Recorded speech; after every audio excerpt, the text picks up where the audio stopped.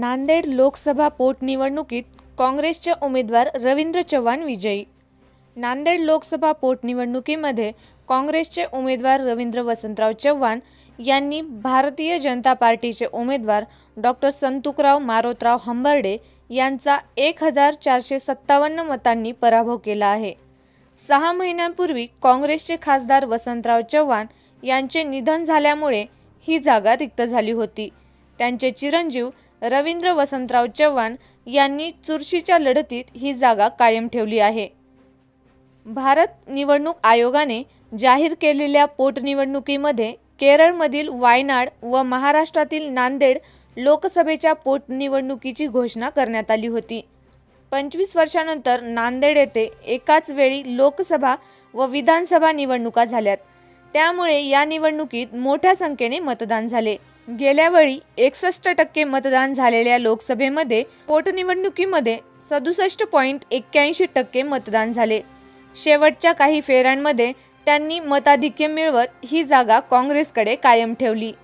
रवींद्र चव्हाण यांना 5,86,788 मते मिळाली, तर डॉक्टर संतुकराव हंबर्डे यांना 5,85,331 मते मिळाली। तिसऱ्या क्रमांकावर वंचित बहुजन आघाडीचे अविनाश विश्वनाथ भोसीकर यांना 80,179 मते मिळाली। दरम्यान पहिल्या फेरीपासून अटीतटीच्या ठरलेल्या या निवडणुकीत ईव्हीएमच्या मतासोबतच पोस्टल मतेही निर्णायक ठरली। या पोटनिवडणुकीची फेरमतमोजणी झाल्याची बाहेर चर्चा होती, मात्र कुठलीही फेरमतमोजणी झाली नसल्याचे जिल्हा निवडणूक निर्णय अधिकारी तथा जिल्हाधिकारी अभिजित राऊत यांनी स्पष्ट केले।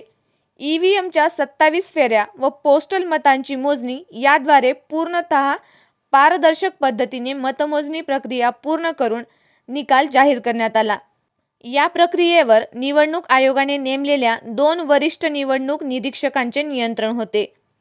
निवडणूक निर्णय अधिकारी यांनी अधिकृत फेरीनिहाय मिळालेल्या मतांची संख्या घोषित करण्यापूर्वी उमेदवारांचे प्रतिनिधींनी त्यांच्याकडील अधिकृत नसलेली आकडेवारी बाहेर सांगितली।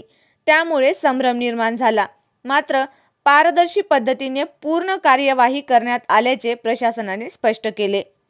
दरम्यान जिल्हाधिकारी अभिजित राऊत यांनी गेल्या 1.5 महिन्यांपासून सुरू असलेल्या लोकसभा व विधानसभा निवडणुकीमध्ये यावर्षी मोठ्या संख्येने नागरिकांनी केलेल्या मतदानाबद्दल त्यांचे आभार मानले आहेत। तसेच जिल्ह्यामध्ये लोकसभेसोबतच 9 विधानसभा निवडणूक पार पडली।